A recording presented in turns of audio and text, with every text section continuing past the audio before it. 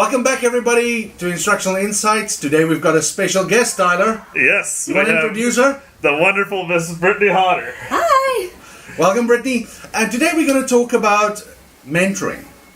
Yes, we thought it's important to talk about this because a lot of people had different experiences as a young teacher or a student teacher when they were just breaking into the program.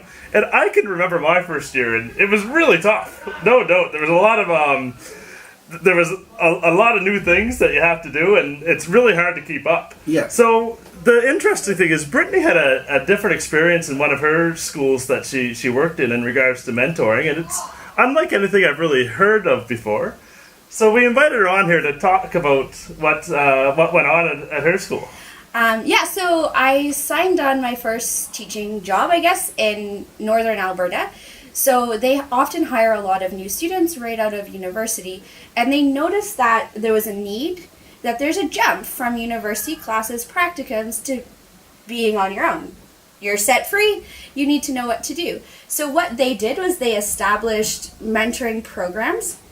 So it kind of took on several different forms. You had first your mentor-teacher, which was in your school. So you were paired with a teacher who had experience in that field. For example, I was paired with a math teacher who has been teaching for 30 plus years. So the conversations we had were really insightful, really great ideas, different strategies, how to kind of teach math, teach science, and engage junior high students in that material.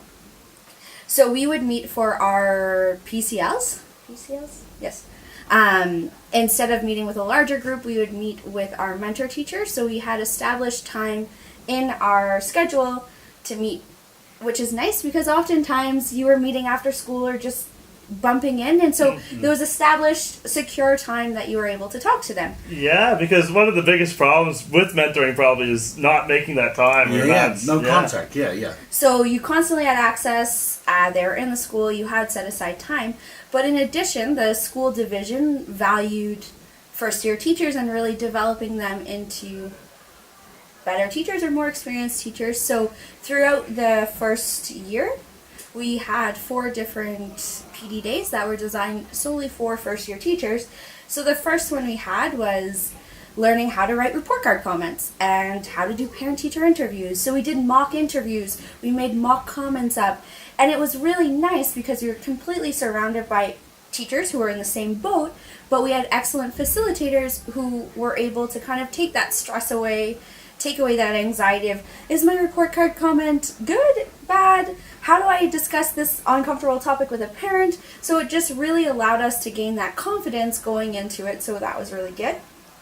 Yeah, was for your mentor teacher, was it only one teacher, one young teacher assigned to the mentor? So it was just you and them together? So typically that was always the goal, was to be in a one-on-one setting, but because we were in northern Alberta, sometimes there weren't as many teachers, or teachers were paired up with multiple new teachers, but the ideal situation was it was a one-on-one, so you could develop that relationship. There was no fear of making a fool out of yourself if you asked a question. You really got that quality time. So I think what's important is, I think throughout your life you meet different people that plays a role as a mentor in your life, right? And if you think about that, the impact they have on our lives, it's huge. It's huge. The way they teach us, they take away a lot of stress, and they guide us and direct us into the right direction. My question is, in terms of organizing or organized mentorship, would you say this was very well organized or spontaneous, or what do you think, how it happened? I think it was a bit of both. It was very well organized in the sense when we first got there, we were assigned our mentor, so we knew right from the right off the bat that was the case. And then we also had kind of spontaneous interactions on a need basis. So if you were unsure of something, you could just go down the hall and quickly ask, and they were always there to answer to the best of their ability or direct you to the right person. So it was very well organized in the sense it was established from the beginning who your mentor was going to be, and you had the PD days set up, and then it was spontaneous on a need to know or on a need basis. The reason why I ask this is because sometimes we've got this idea that mentorship should be or it's only effective when it's natural or happens natural. But this goes to show when we organize it sometimes, there's value to this. There's value to it. It's important to organize it, set it up, manage it. And Britt, you're an example of something that went really well. Thanks. Yeah, I think this is something that like I would have liked ahead for starting off for sure. I think just like that. The easing into it is really. I think this would help a lot of teachers probably stay in the profession, and especially those first few weeks, because they're really important. That's where you decide, I'm going to push through, or this is not for me. And sometimes they make emotional decisions because they're exposed to certain things that they're not ready for, or not prepared for at least. Yeah, it's definitely, I would say, helps with the teacher burnout because you have someone in a non-judgmental capacity that they don't evaluate you.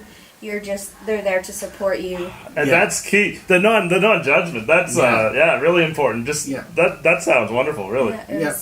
And I think it could be taken up one step where administrators and principals and people in positions be a mentor to a mentor. Right, so actually up there they actually had a program where we had coordinators, facilitators that worked with first year teachers that would come into our classrooms, run lessons. They would come in, watch your lesson. It was never a formal evaluation. They would give you suggestions, resources, and if you wanted to, you could request them to come in and actually teach a lesson for you so you can watch an experienced teacher coordinate something. Amazing. It's amazing. And think about amazing. It's kind of like a coach, you know? Really. Think of all the professional athletes and stuff. They'd have a coach, like, telling them what you've done wrong, what you can do better, what you're doing within right. a safe environment. But do teachers often get this? I don't think so. Yeah. You're kind of on your own in a lot of cases, and, like, you're behind closed doors, but to have the access to a coach like this, I think it was definitely beneficial, and I am very grateful for the experience that I had up there and learned a lot from my mentors, the coaches that came in, and our administrators as well acted as great mentors. So I was very fortunate. So what do you think, people? Tell us your story. Maybe you've got some information on that and some ideas and some tips that you want to give. Thanks, Britt, for being here. Thanks for having me. Thanks a lot. Hopefully see you one day more. See you next time, folks.